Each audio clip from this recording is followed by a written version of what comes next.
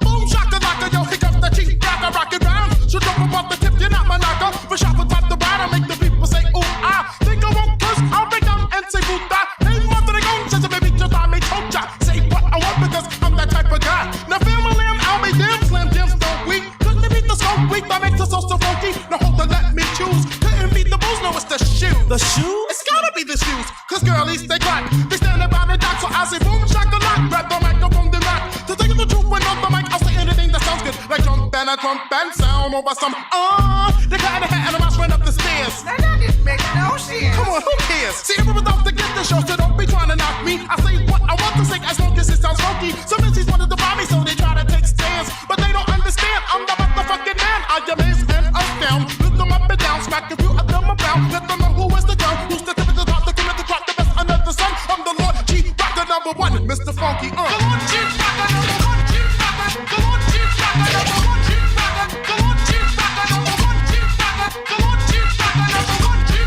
The Lord Chief Rocker number one, Chief Rocker. The Lord Chief Rocker number one, Chief Rocker. The Lord Chief Rocker number one, Chief Rocker. The Lord Chief Rocker number one, Chief Rocker. The Lord Chief Rocker number one, Chief Rocker. Well, I'm boom shakalaka. I got the fragrance, the funk, and it's smelling up the hip hop. A little bit of this, a little bit of that, mixed a little with this, and now I got a rap. I'm the chief rocker, so I guess I am in charge. I freak it with the twist, so you're booming in your cars. I'm the one with the flow, in the grip like G.I. Joe. I snatch, I grab, and then I grab the dough. See, if I was an Indian, I'll still be the chief. The only other difference, I smoke weed in a leaf. To the hip, the hop, to the hip, and to the hip, and the hip hop. Oh no, I don't wanna go pop. I got too much soul, rhythm and blues, R&B. You see, all that's cool, but hip hop and rap, yeah, that's where my heart's at. Even back when I used to break on a box, backspin for backspin, even while I'm rapping. Before I had a record, I always kept on clapping, freestyling on the block. Now I chief rock, I always entertain by digging in my crocs, my brain. So if it's gonna rain, let it rain. I spook you with the hit, make you jump like House of Pain. Boogaloo, boogaloo, shake and jump. And remember, Chief Rock, I won't front. Come on, Chief Rocker number one, Chief Rocker. Come on, Chief Rocker number one, Chief Rocker. Come on, Chief Rocker number one, Chief Rocker. Come on, Chief Rocker, Chief. Hey, Mr. Funky, what's up? Can I get assistance? For what? For what? Yo, Jazz Flex a cut. Go back is the rocker. I'm chilling with my knocker. And if you got beef, then you can live with Jimmy Hoffa. Like what goes up must come down. But not me, clown. I cut him. Crack a speaker when I'm pumping. So jump in and watch your ears start humming through the block. And don't forget to boom, shock, shock a lot. Well, damn, do it all. Can I rock? I hear a beat, I grab the mic. And then I start to slacking. The kids around the way used to think that I was bugging. But they don't understand how I feel about the funk. I walk with the funk. I talk with the funk. I eat with the funk.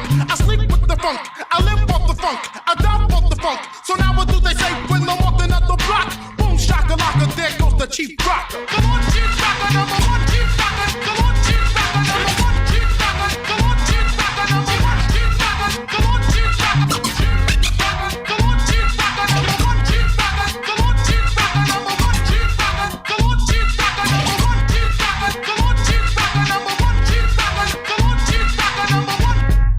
Come on, Chief Rocker, number one. Come on, Chief Rocker, number one. Come on, Chief Rocker, number one. Come on, Chief Rocker, number one.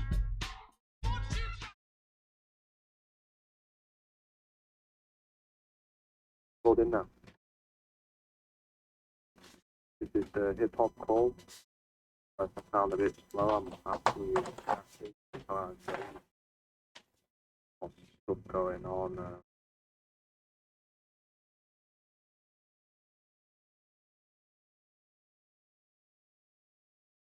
In lockdown.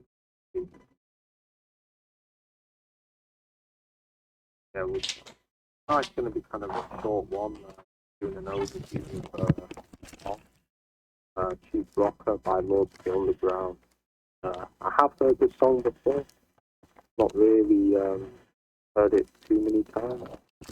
Well, just giving an overview of it and what I think of the song. Yeah, it's kind of like a early 90s style hip hop song. Lots of reverb on the vocals, the horn samples, very distinctive sample. Like one of them songs where you hear it, you know what song it is straight away. if you've heard it once, you know what I mean. Like you don't forget it. So it's kind of very 93, 94 sounding, which is pretty much certainly when it was made. Yeah, man, I can't speak much on the video because I cannot, like, for me, remember it. I have seen it, but I can't remember it too well. But for lyrical, it's a decent song, man. It's like it's not too complex, but it's kind of a tone twisting style, rhyming. The that kind of style, which was typical in like the early '90s with rappers like Ep.6 and certain rappers like that. There was kind of a popular style of rhyming, like the biggity biggity biggity biggity biggity bime, biggity bime, like that kind of style, like a early '90s thing. That's noticeable about that. Not the sample, kind of a bit simple beat, but it works. It's very memorable. Not too hardcore. It's more like a mellow kind of chill out song. Feel good kind of song.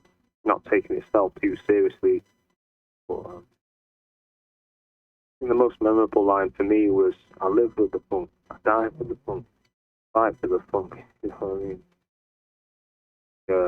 A lot of rappers around that time, funk, all about the funk. Like Redman, especially, was constantly talking about the funk. Eric Sermon, they're all about the funk, and all that kind of style of, all that kind of references and stuff like that. Yeah, man, it's not too much else I can say about it. I don't know too much about who produced it. Have to look into that. Yeah, man, it's very early '90s sounding kind of style to it. On some other note, though, what I found out, which was interesting, was about Busta Rhymes was making a song. This is on current hip hop. Making a song about something to do with the mark of the beast. It's almost like he was promoting Mark of the Beast because it was in like a church. I'd have to check the name of the song. I know it's something to do with a new project he was doing. And what's disturbed me for me is like I heard his lyrics on the mixtape 95 Live, where he was exposing all of the corruption and stuff like that, warning you about the Illuminati, where he said, motherfuckers take your seeds. You know what I'm saying? And shit like that. So it's really weird how that guy's doing the hand signals and all this kind of stuff to do with the Illuminati, the covering of the eye. Yet back then in the early '90s, he was basically exposing, the Illuminati. And, it was kind of coming through with this, like, where there's only so many years left, what I mean, in the lyrics. He was saying, yeah, it sounded like he believed that when the millennium came, going to be the end of the world. It's just really weird how that changed. But as for Lords of the Underground, personally, my favorite track that I've heard them done is From the Underground, From the Under or something like that. I can't remember the name of the song, but I can see the video in my head. And it's one where they're in like a car park or something like that, and it's switching from rapper to rapper. So I've mentioned the track name before. Definitely a group I need to check out because I haven't listened to any of their albums. I should have done. Definitely for the winter. Biggie Smalls, Ready to Die. That's another album I haven't listened to. Should have done. Just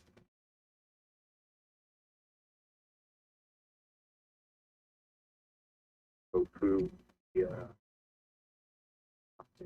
But I also want to dig in the crates and go to the old school underground shit. Talking about, but yeah, man. So basically, the whole thing with the Chief Rocker, my 2 cents on it, man. It's one of the illest hip hop tracks as far as the beat is concerned. The content on it is okay. Like, you know, I saw and I heard like how he addressed it, man. You know, it's not like anything super special, and I agree. But it's definitely one of the best flows and beats ever created, man, as far as hip hop is concerned, you know what I mean? And as far as the video goes, you were right. It did take place, like, you know, flashing from one rapper to the other rapper. And they, how we had spoken prior to, you know, doing the call, they were doing the video, they shot the video in their neighborhood in Newark, New Jersey, I believe, in the project somewhere. And they had also scenes where they were flashing in the afternoon or something like that because it was daylight. And they had, I guess, one of the members of the Rocksteady crew, the original members of the Rocksteady crew, which I believe is Crazy Legs, doing some breakdancing on a cardboard. He was wearing, I think, red sweatpants, white tank top, something like that, and Adidas shell sneakers. I could be wrong. You know what I'm saying? They may have been Pumas for a line, you know, knowing shit. Because I can't, like, recall 100% every single detail, but I do remember those things right there. And when they incorporated Crazy Legs within the video, it definitely stuck with you even more. Because if you come from that old school hip-hop and growing up in the early 80s, and watching the breakdancing like I did in my neighborhood, you know, I was never a part of the crews breakdancing and battling each other because I was never that great or that good. You know what I'm saying? I mean, I tried, but it wasn't my thing. You know what I'm saying? I was more of the graffiti writing type, and I tried my own little styles as far as pieces and, you know, that sort of thing. And I wasn't, and especially, I was more of a spectator and admirer of the art. You know what I'm saying? So I remember watching cats roll up on the block with a linoleum carpet on their shoulder. And they would literally open up this linoleum carpet on the street and battle each other, breakdancing, man. I'm like, wow, motherfuckers done changed the whole fucking outlook of shit, man. Because you got to think about it, look at it this way. The movie Beat Street, which is one of my favorite movies ever made, they showed how the gangs that were, you know, fighting with guns and chains, bats and knives and that sort of thing, went from that to battling with hip-hop, with dancing, you know, I'm better than you, that sort of thing. Let's battle it out this way, you know, instead of trying to kill each other or what have you. So it had that type of connection to it. And what it did was it took it to another level at that time where there was a break from all that violence. I mean, violence still happened. I'm not going to deny the fact that shit still went down, of course. What I'm saying is in the inner city, as far as like cats that were into hip-hop, were more now trying to follow that trend of battling. So all that shit where, oh, you got a problem with this guy? Yo, battle it out, man. Dance it, you know, that's what, instead of fighting it out and shooting it out or stabbing it out, which motherfuckers would still do if it had to come down to it. But they yet chose to battle it out with dancing moves, breakdancing, boogieing, the electric boogie, popping and locking and all that stuff. Up rocking, which is a famous term from, you know, the battle days from Rocksteady crew. You know what I'm saying? That sort of thing could be seen in the movie Beat Street, which I'm going to add within the description box, the trailer of that movie, so y'all can see what I'm talking about. There's a famous scene there between the New York City Breakers and the Rocksteady crew that went down as a legendary battle. You know, I think it was the Roxy, which was a roller skate club, I believe, or some sort of club back in the days here in New York City. And the connotation, like I said, going back to the video with Chief Rocker, was dope because when you saw Crazy Legs, people who knew who Crazy Legs is,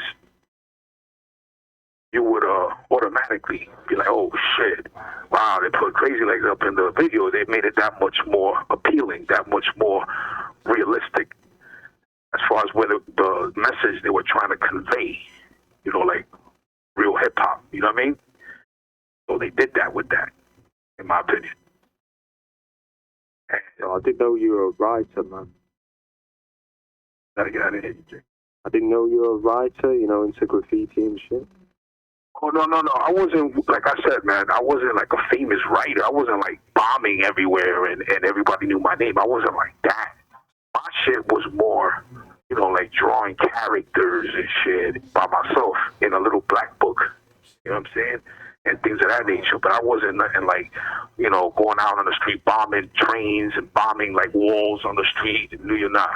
I mean, I did a little bit of that. It wasn't nothing to be like, oh, you know, that was dope that you did. Nah, it was barely there at all. I was rolling with cats that did that shit, though. You know what I'm saying?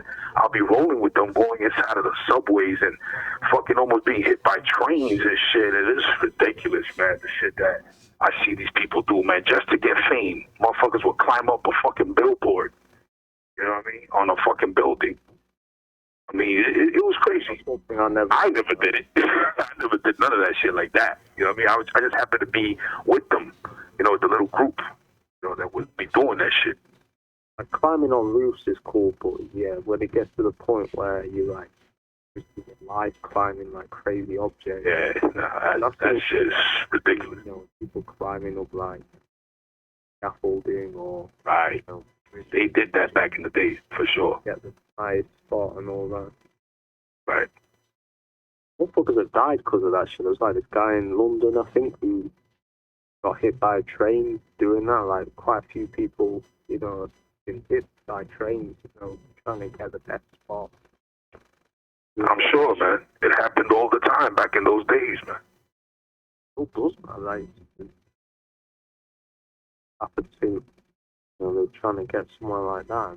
And yeah, in Sheffield, it happened where someone was on like a roof or something like that, and they fell through the roof. Yeah, man, motherfuckers still do that shit. They don't do it as much, I guess, as the 90s. There's more CCTV and shit now, but yeah, motherfuckers still. I know in Sheffield for a fact, like there's people like climbing up, you know, abandoned buildings and bridges and all kinds of shit, man. Like fighting, and I'm not pretty certain. I'm certain it's the same in New York still to this day, man. Like writers are still, you know, going up into different spots. In fact, I've seen it, you know, like on Nigel's videos. You know what I mean? I saw a video where it started and you could see graffiti on the side of this building where it was right high up, you know what I mean? So it's, yeah, man, definitely, I mean, that's the whole graffiti shit. The breakdancing, I mean, breakdancing is never my thing. I'm not a dancer, but graffiti, yeah, that's been one of my things. Rapping is my main thing, but graffiti is definitely something that I'm into. Got more graffiti a few years ago. Bullshit, you know. We hit up a police car, man. And it's kind of bugged out, but you know, that's what you do, man. You know what I mean? Right. Yo, so at this point, man, I want to address that whole thing that went down with Busta Rhymes that you said that you saw. Yeah. You know what I mean? Not that you saw, but you heard on the audio track. And that particular, I'm not sure if it's the same one, Jay, because we could be, you know, like you could be talking about something totally different, and it's not even that. But I heard a few of his new tracks off his new album. And what I saw on YouTube, man, was something weird because I saw the whole skull thing with the mask, you know, like the COVID-19 mask and shit. I seen that. It had spikes on the mask and all that, and it was supposed to be representing his videos. Like he has for some reason he chose that thumbnail. You know what I mean?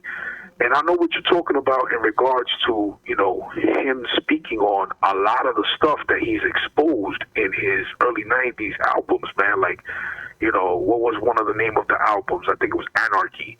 Another one was called Extinction and Level Event Part 1. This is Extinction Level Event Part 2, this one here, that he did, The Wrath of God.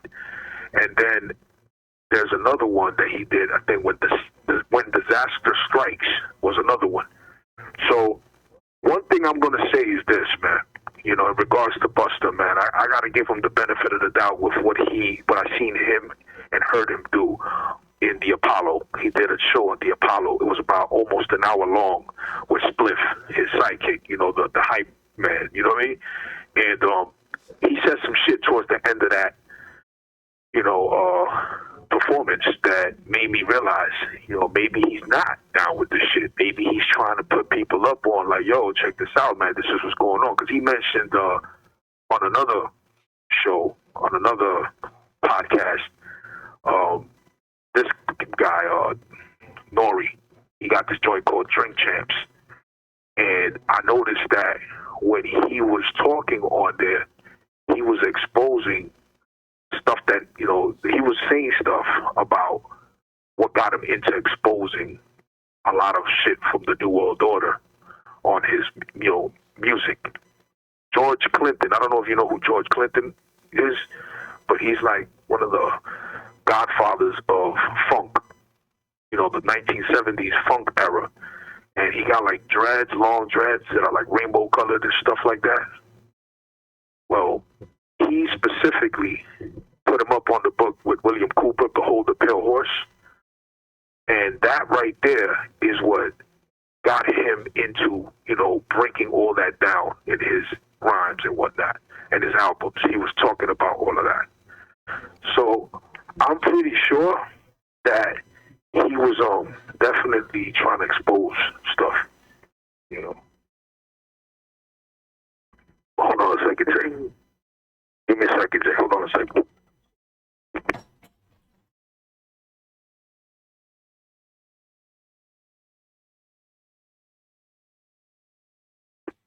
All right, so basically, the whole thing with Busta Rhymes, in my opinion, is that he was exposing a lot of the conspiracy theories, quote unquote, that have come to pass, that have come to fruition, that have actually happened. You know what I'm saying? And some that are actually happening right now. So the thing is that, you know, as far as Busta being a part of it, I wouldn't doubt it. You know what I mean? Because I see what you're saying. You know, he be throwing up the El Coronado, which is the devil's horns, a lot. You know what I'm saying? And like I mentioned earlier, man, it was a little odd for me to watch him, you know, with that thumbnail that had a skull face and then had the COVID mask thing, and it was all spiked up. You know, like punk rockers have a lot of spikes on their leather jackets. He had it on the mask, a whole bunch of spikes. So that's not necessarily anything to say that just because of that he's, you know, under the whole umbrella of, you know, the satanic agenda and all that.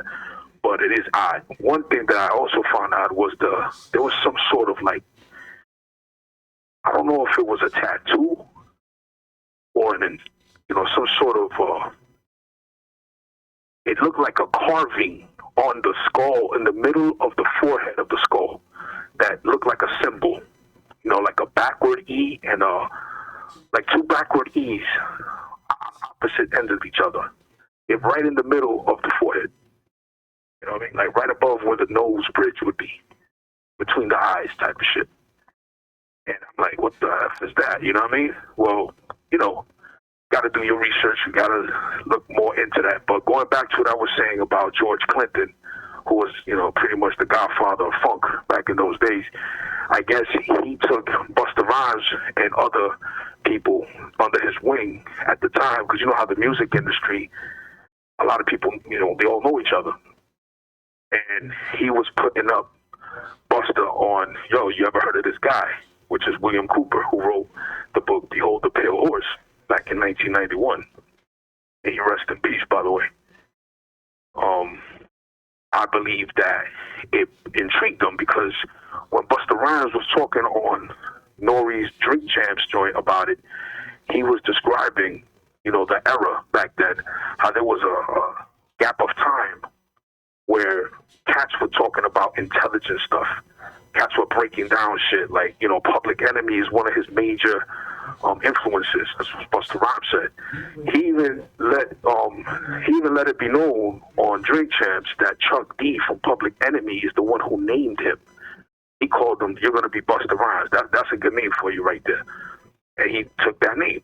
It was like an honor from the way he described it, from the way it sounded. So he came up, Busta Rhymes came up with the leaders of the new school and all that stuff, and he was into cats like Public Enemy, revolutionary hip hop, you know what I mean? Tupac, that sort of thing.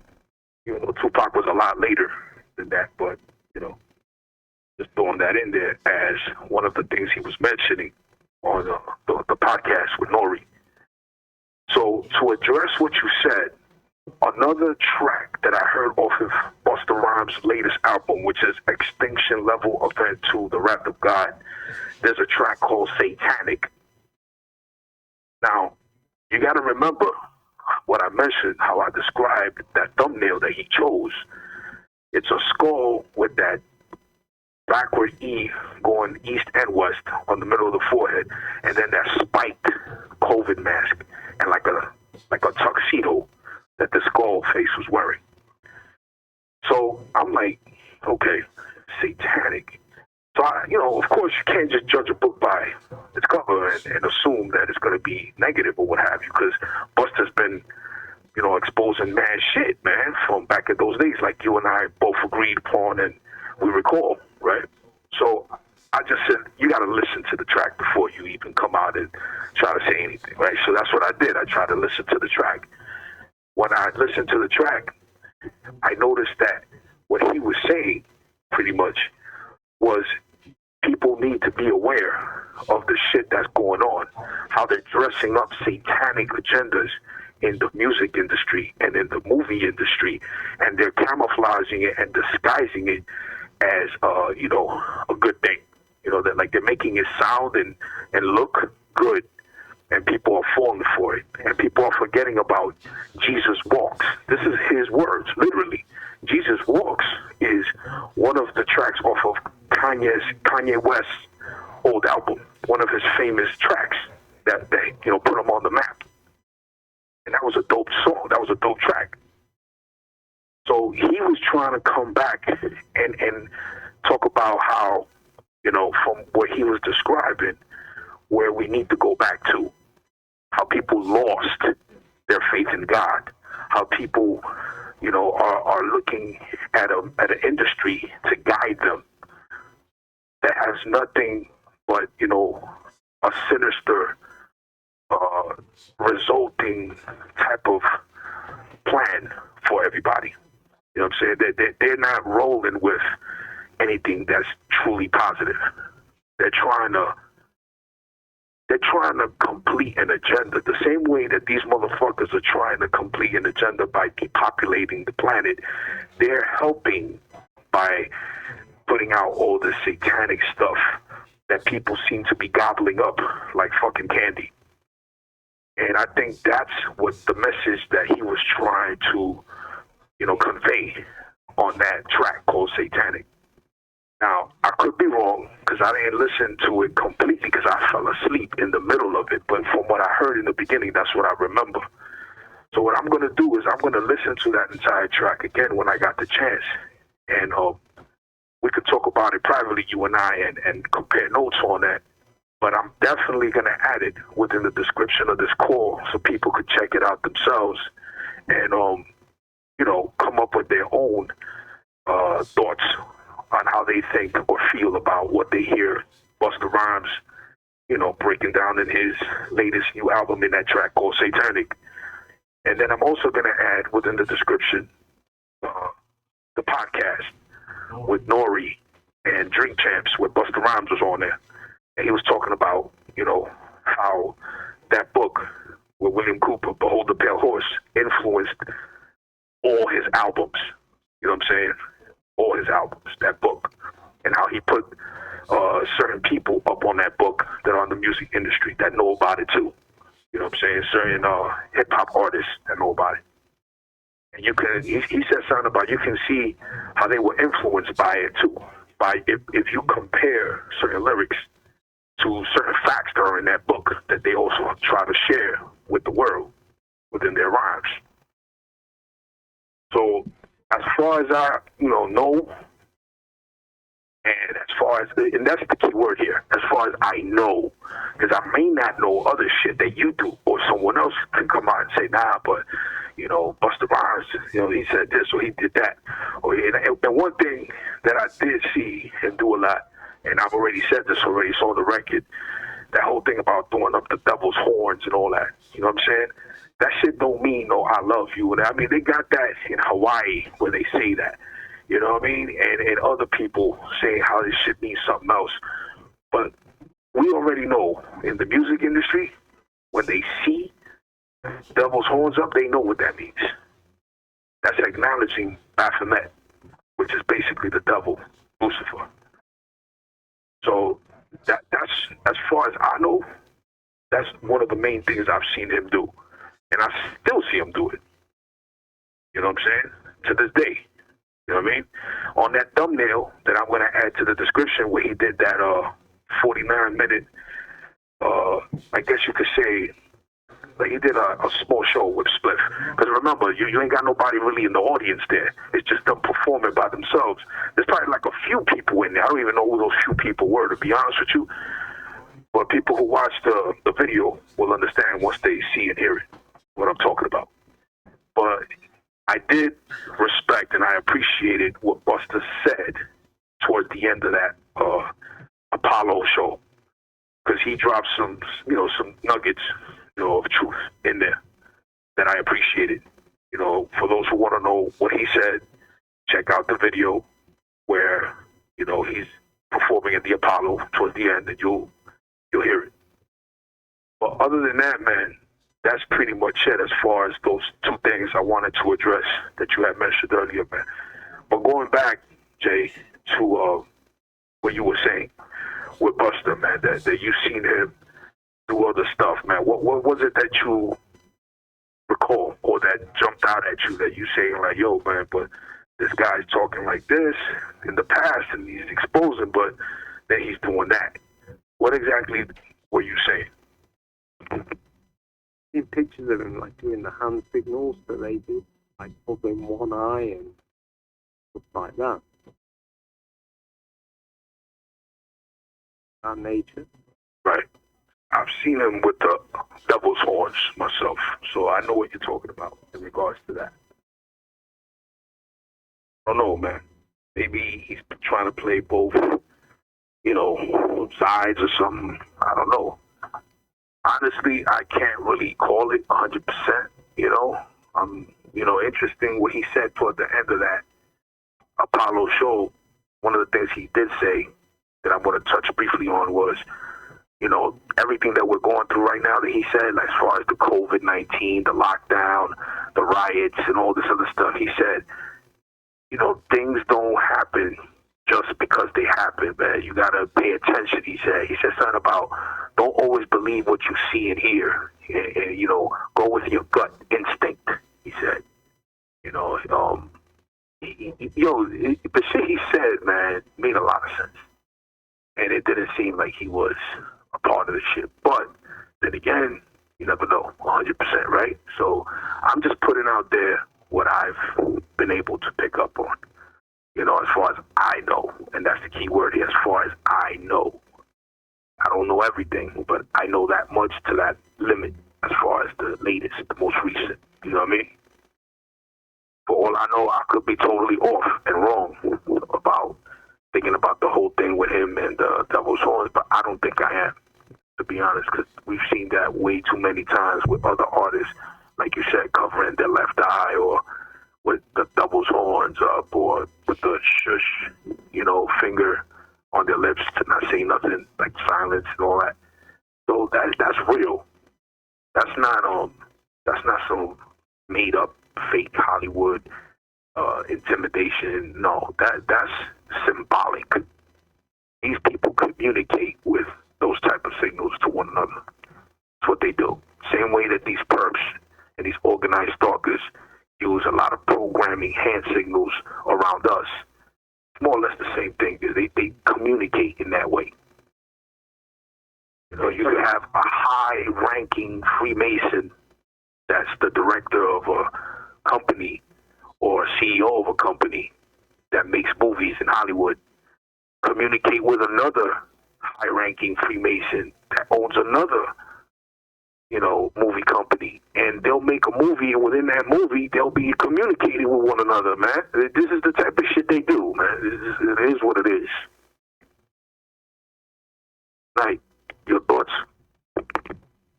Yeah, I have to agree. I mean, like, it's spot on how they do it. And, it's like a silent language, almost like gang signs, how gangs have their hand signals. Same thing. Exactly the same thing, but more kind of, you know, organized. Yeah, that's the thing. I mean, maybe he's playing both sides. Maybe he's working for one side, pretending to be the other. You know what I mean? It's hard to know whose side he's on. Right. Yeah, I can't doubt that he's definitely exposed a lot of this shit. Like hearing his freestyle on 95 Live and hear him exposing this shit, you know what I mean? I recommend you listen to that. That's where he basically starts talking about the Illuminati and how they're planning to do, you know, this New World Order stuff and all that. Yo, Jay, pardon me, man. Do me a favor if you can and get closer to your mic because you sound far away unless you got us on speakerphone, man. That's probably what it is. Yeah, I put it on speaker because I'm struggling to, well, I can't even explain, with the phone's a bit tangled up, so I'm struggling to hold the receiver. But, yeah, I was saying on 95 Live, that mixtape, by Do What, his freestyle on that basically exposes a lot of the Illuminati shit and New World Order shit that's going on. So it's hard to know, man. It's like, maybe he was turned, or maybe he was playing both sides, or I don't know. Right. Like I mentioned, man, we don't know. What we could do is come up with, you know, a limited amount of information because we could infer. It's called inference. You know what I'm saying? It's inferring information that we gather together from what we witness, you know what I'm saying, and what we know of. And we come down with, you know, a possible conclusion. You know what I mean? Yeah. So, pretty much it here, man. But it's a fact that Busta Rhymes, when he started, you know, all his albums from the beginning, he was exposing all that shit, and you could literally hear the influence of the William Cooper, the Hold the Pale Horse information in a lot of his albums, man. From the beginning to the one up to now, man. Literally, you could definitely pick up on it. If you know about the book, if you've read the book, you could definitely pick up on that shit. So it's not like he's, you know, talking out his ass. You know what I mean? Like, this shit is real. That shit is real. I could definitely vouch for that. You know what I mean? Put my stamp on that. You know what I mean? Yeah. I'll check that out, man. I've heard of it, I think. I've not actually read it. I didn't read the entire book. I read most of it. What I'm going to do is I'm going to add it to the description box, too, so people could check it out. You know what I mean? It's a fucking powerful book. You know what I mean? This man was a very brave, highly intelligent man. You know what I mean? And he was for us, meaning for the people. And government pretty much took him out in his own house. You know what I mean? In I believe it's Edgar, Arizona, where he was at. He had his home. He had a wife, which I think was Filipino, and a daughter with her. I don't know if at the time they lived with him. I don't know what that scenario was like. I don't remember that part in the book, but this is after the fact, or way after the fact that he did that book. You know what I mean? Like, I don't know if he lived alone in that house. He lived like up on a hill somewhere in Edgar, Arizona, here in the United States. And from what I remember seeing in the news clip, the sheriff and the local police department had a shootout with him. Because he said, straight up, he said, if you come to my home to try to harm me, I will go with my rifle or whatever weapon he mentioned, shotgun or whatever thing, and I will defend myself and my property. And that's exactly what he was getting ready to do. But if you listen to the video clip of what was going on, you could hear how the police there at that time, the sheriff in that town, set up what I believe was the organized stalkers to bring him out, to lure him out of the house. How did they do that? They basically had some young teenager-looking perps roll up in a car that was probably red, but I can't say that for 100%. I say probably because of the organized stalking and how they do shit. You know what I mean? But I don't know that to be a fact. Anyway, it was definitely a car. They were parked and they were close to his home. That was private property. And they were purposely listening to really loud music. So I believe it was some sort of noise campaign that they were doing to him.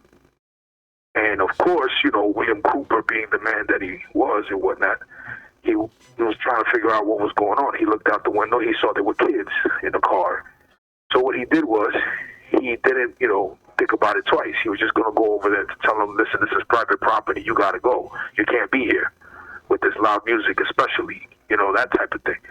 So while he was getting ready to go out, I think that's what they needed for him to not bring out the gun or something like that. And then right in the doorway, as he was making his way out to go approach those adolescents in this car, which were more than likely perps that lured him out with a noise campaign, they shot him dead right there. He died right there on the doorway of his house. Why did they shoot him? What was their excuse? I think because he had a weapon in his hand, but I don't know 100% if that was the case.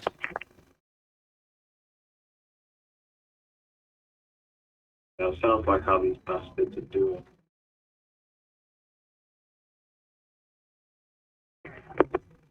Definitely would try and get you unarmed first. Say that again, Jay. I didn't hear you. So that sounds like how these motherfuckers are doing. Yeah. No doubt. That's what I figured too. That's what I felt. They're not going to fight. I heard those video clips on the news. Well, on the news, they didn't really say much. It was some dude that knew William Cooper personally and knew what was going on behind the scenes with the sheriff of the police department in that town. And he knew because him and William Cooper were close. And he would talk to him. You know what I mean? And like friends do, like you and I speak type of shit. So we would be having more inner details of certain things.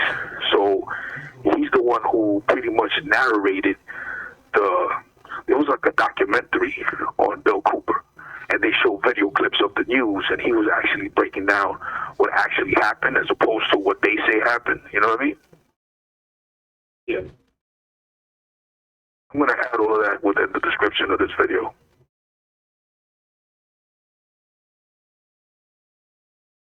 Definitely, if you're exposing this shit, they'll try and get rid of you one way or another. Oh, yeah, no doubt about it. No doubt about it.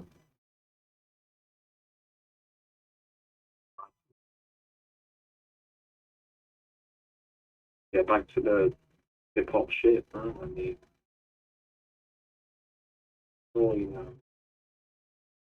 what did you really feel about that beat, man? The Chief Rocker beat?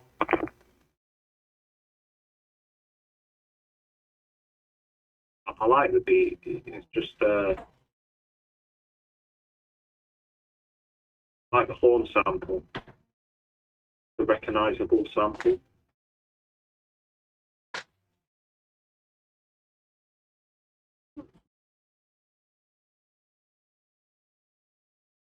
What did you think of the lyrics? Lyrics, straight up early 90s. Style of the delivery and all that. It's like straight 92, 93, 94.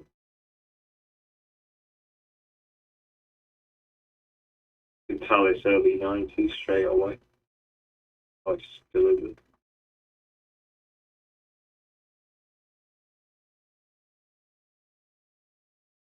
Yo, do me a favor and get closer to the mic, man. You got it on speaker and you can barely hear what you're saying, bro.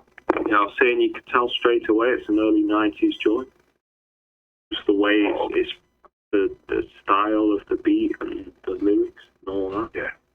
Would you agree that the lyrical content wasn't all that deep or, like anything too clever or fascinating, but it was still ill as far as how they connected it with the flow and all of that, right?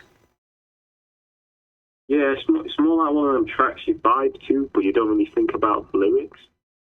The lyrics, they're not bad, but they're not very complex or intricate. There's not really a solid theme to it. It's just like an MC kind of having fun on the mic. So it's just one of them tracks you kind of chill to or lounge to, you know what I mean? Like you would, I don't know, man. It's like one of them feel good tracks, I guess. No, it's definitely one of the illest tracks of all time, man, from my standpoint, as far as like the beat and the content that was being rhymed about, man. The lyrical content is something else, but as far as what they were trying to get the message to convey as far as true hip-hop, man, how they were using the video to guide the thoughts of people who know about like Crazy Legs and the Rocksteady crew and breakdancing and the old school hip hop. That was dope. You know what I mean? Yeah. And I would agree also what you said, how they were flashing from one rapper to another, to the other, to back to the other, going, and the way they kind of like showcased the neighborhood they were from in the projects and how they were going from one angle to another. That shit was dope too. So most definitely, it was an original concept created and broken down both lyrically and visually. I mean, yeah, it's more like, I guess, one of those tracks. It kind of makes more sense if you see the video to it. Kind of works better. Yeah, the song I was talking about where they were switching, I guess they did the same tactic to film it in that, was that Never Faded one. That's what it was called. That's a similar kind of filming where it switches from rapper to rapper. But that's in like a outdoor space. Good kind. Never Faded, was that part of the same hip-hop group, Lords of the Underground, that did that? Or? Yeah, it's another one of the tracks. Okay, because I don't remember that one, but... Not 100% if that's the name of the track, but I know the chorus, it says Never Fade. Okay. I think it's called Never Faded. Pretty sure it is. I could be wrong though. 70% sure that's the name of the track. Definitely Lords of the Underground. Probably my favourite one they've done.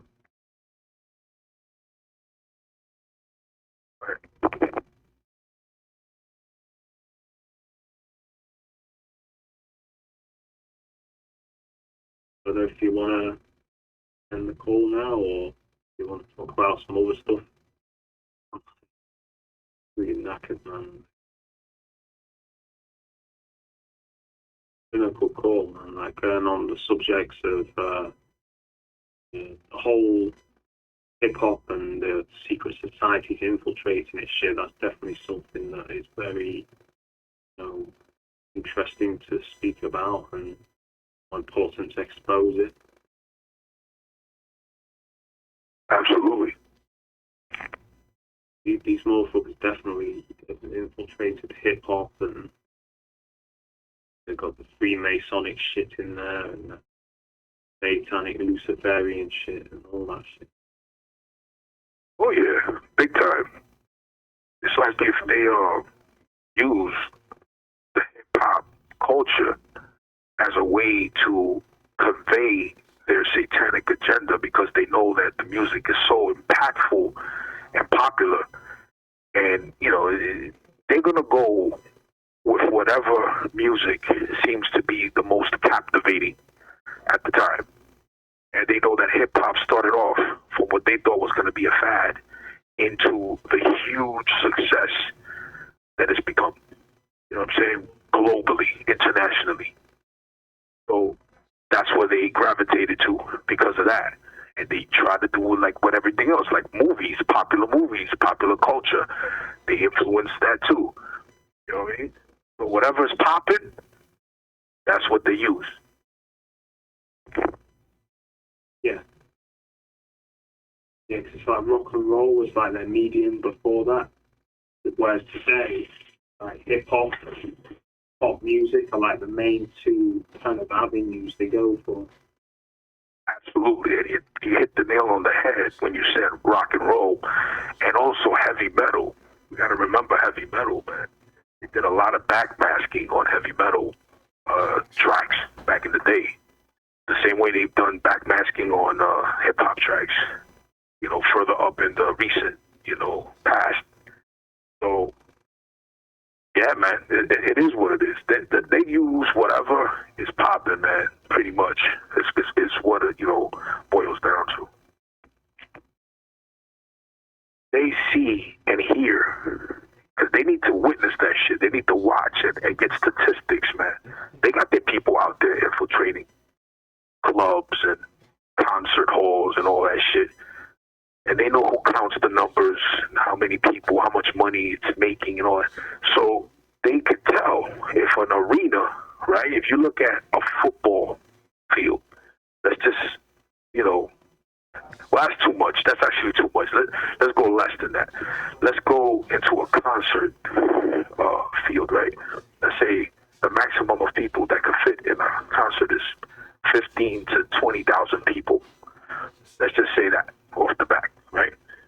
They already know if they fill those concert halls with that many people, they got something going there. Meaning, not just business-wise.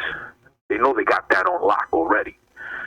They're looking at the aspect of influence and who's doing the influencing. See what I mean? Like, they got to get those people working for them. They got to make sure that they're down with the program. You know what I mean? Yeah, I feel as well like if you're an artist, I feel like they tried this with me at some point. But it almost felt like they were trying to recruit me to do their. I had Masonic people, around me. It seemed around the time I first started rapping.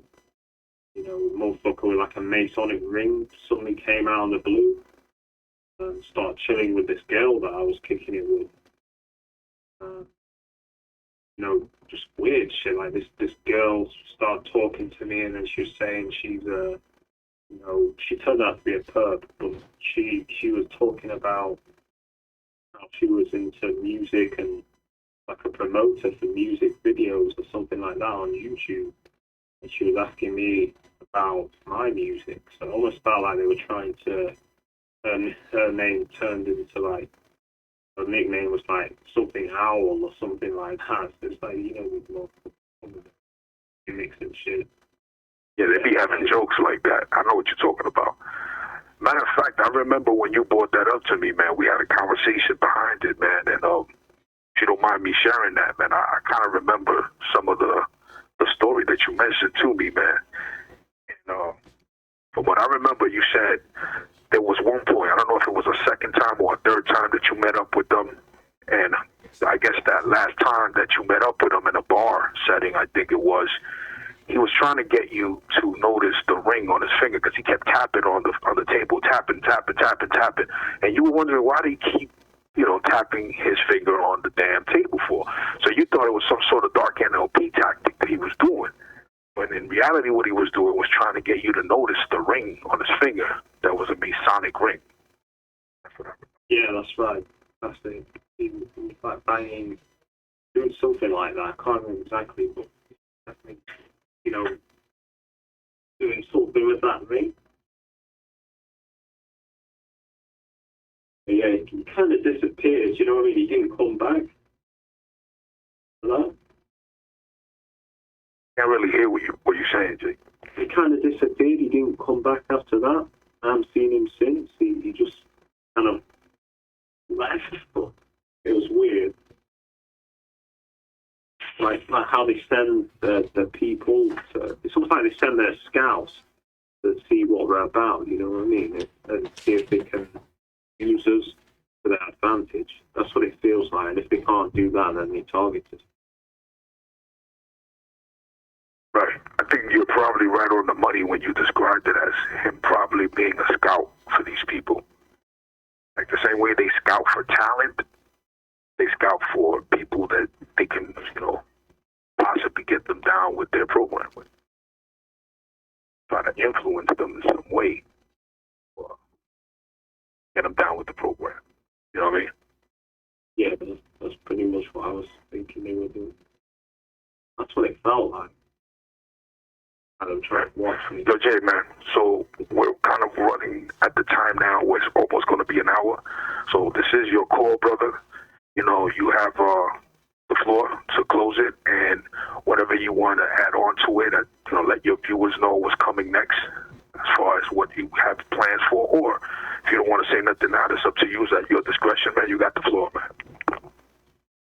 Yeah, so next call will be having a few UK tracks. Haven't decided which tracks yet, but I will be looking through a load of tracks to find some good ones to put on.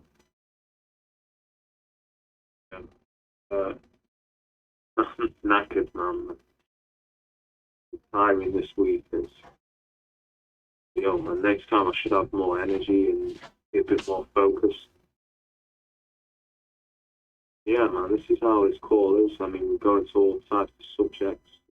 With hip-hop, it's not just the music, it's about the culture, the backstory, stuff like that. So, yeah, man, pretty much feel comfortable to wrap the show up now. And, yeah. No doubt. So this has been Night of Thunder and RT's Let's Talk True Hip-Hop Edition. Episode 6.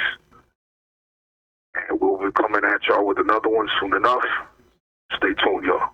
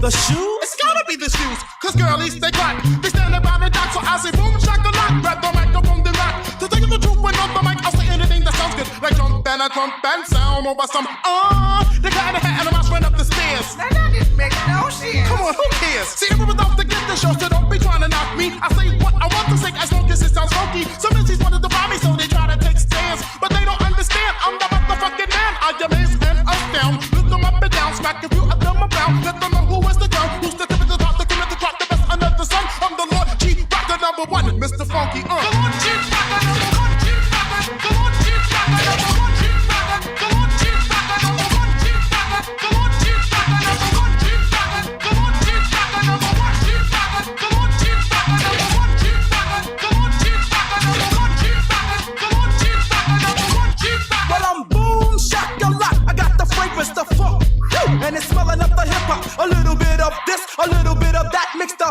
little with this, and now I got a rap. I'm the chief rocker, so I guess I am in charge. I freak it with the twist, so you're booming in your cars. I'm the one with the flow, in the grip like G.I. Joe. I snatch, I grab, and then I grab the dough. See, if I was an Indian, I'll still be the chief.